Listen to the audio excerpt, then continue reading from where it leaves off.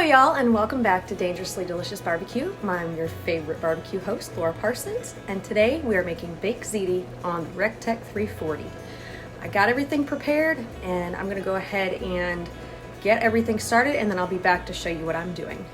Okay y'all, so I'm winging this video on my own today. I don't have my little helper with me, so I'm gonna try to do the best I can. In the pot right now, I have 1 cup of minced up onions, and I just minced them up with a food processor.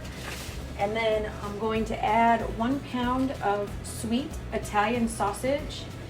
So this Italian sausage is actually link sausage that I removed the casings from. And then all you want to do is you want to brown the sausage with the onions. And once it starts browning, then you'll want to add 3 cloves of minced garlic. So I'm going to go ahead and get this nice and browned up, and I will be back to show you the next step. Okay y'all, so my Italian sausage is browned completely, and I did drain off the excess fat and add the minced garlic. I always add a little bit more garlic because I just really love garlic. So but the recipe calls for 3 cloves, which I actually use the jarred minced garlic, so I cheat. So I just use like a teaspoon per clove. And then what we'll do next is we're gonna add 4 of these 15-ounce cans of tomato sauce. And you can use any brand. If you have a favorite one that you prefer to use, it doesn't matter. As long as it's 4 cans.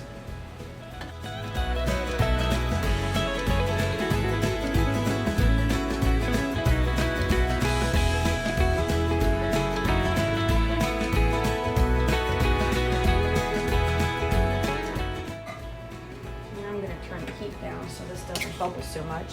And go ahead and stir it real good. Get all of the meat and the onions and the garlic stirred up and mixed real well. And then next what we're going to do is we are going to add our spices. And in this little measuring cup here, I have 1 tablespoon of Italian seasoning, 2 teaspoons of brown sugar, and 1 teaspoon of salt. So I'm going to go ahead and pour that in there.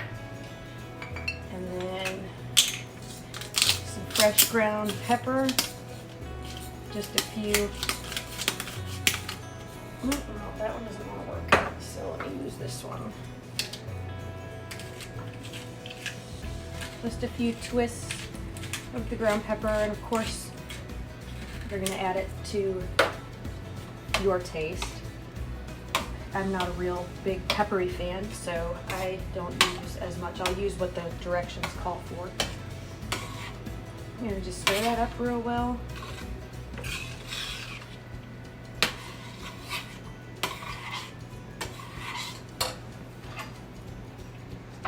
And then 2 tablespoons of tomato paste.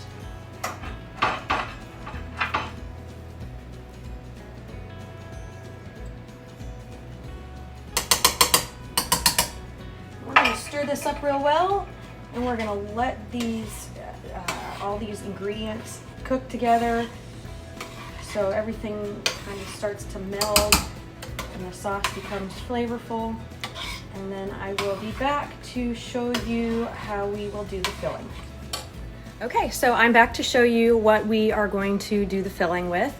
The recipe actually calls for ricotta cheese, but I'm gonna be honest with you, I am not a ricotta cheese fan. I don't like the texture of it. It has absolutely no flavor to me. I know I'm gonna catch a rash of probably comments about this, but I substitute using cottage cheese. I like the taste of cottage cheese. It has more flavor. It's not dry, or however, I don't even know how to explain the texture of ricotta cheese, but I use cottage cheese, whether I'm making this meal, lasagna, stuffed shells, manicotti, anything. I always use cottage cheese.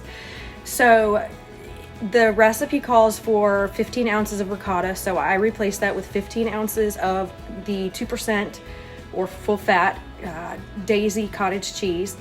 along with 1 cup of shredded mozzarella and 1/4 cup of Parmesan cheese. And this is what it looks like. And I'm just gonna go ahead and stir all that up and get it good and mixed. And then as soon as our sauce is done cooking, I will be back to show you how we put the casserole together, because I guess technically it's considered a casserole. And then we'll get it popped on the grill and get it cooking so we can get eaten.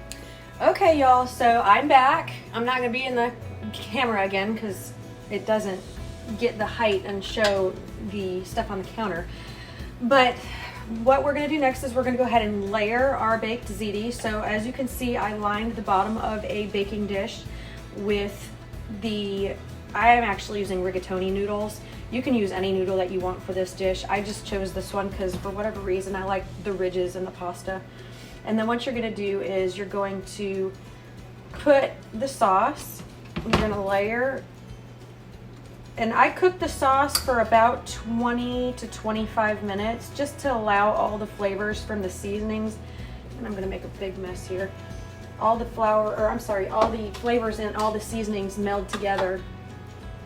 And I actually tasted it. This is the first time I've done this particular sauce recipe, and it was missing something. So I will let you know I did add 1 full tablespoon of basil and 2 more tablespoons of organic sugar. I don't use white sugar, so I'm not sure if the white sugar, with it being a finer grain, if it would be too sweet, but I use the organic sugar. So you're gonna use about half the sauce on this bottom layer. And then once you get this bottom layer covered, then we're gonna take our cheese mixture. And I also put a little bit of seasoning in the cheese mixture. I know I didn't mention that before, but I probably put about a teaspoon of garlic powder, about a tablespoon of Italian seasoning, and I mixed it all in with that just to give the cheese mix a little bit of flavor. So now we're gonna go ahead and we're gonna layer that cheese mix on here, and we're gonna use the whole amount right in the middle of our baked dish. And as it cooks, it'll spread out on its own. I'll try to do my best to get it spread, but I don't like to spread it too much because then it mixes with the sauce and it kind of makes a mess and it's not as pretty. And I'm one of those types that likes to make my dishes look pretty. So, but like I said, this will spread out as it's cooking. So I'm not too worried about getting it perfectly 100% covered with the cheese mix. So we did that. Get a little bit more. All right, and then you top with the remainder of your pasta. And now I did use 1 pound of rigatoni, so you'll use half a pound on the bottom, and then you'll use the rest of the pound on the top layer.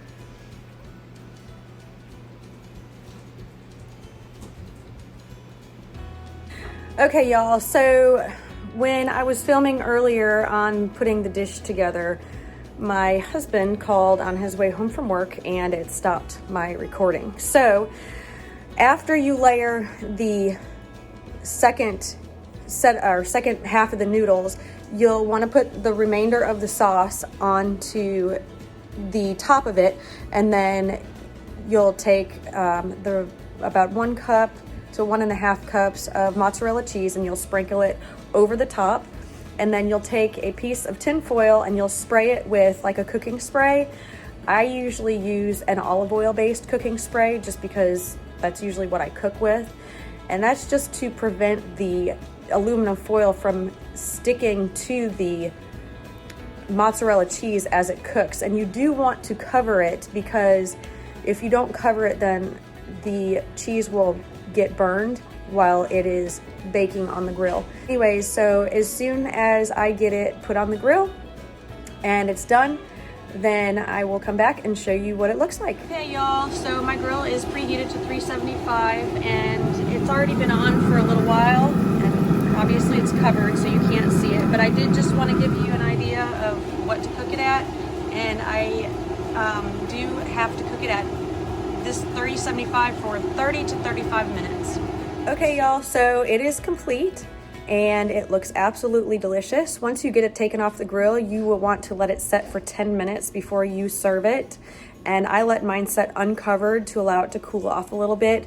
Allowing it to set will also harden up the dish, so when you go to serve it, it doesn't just plop all over the place. But if you want to see what it looks like, there it is. So good and so yummy, and it smells amazing. So I hope you enjoyed this video, and as always, thank you for tuning in. And if you have any questions or comments, please put them down below. And until next time, we'll see you later.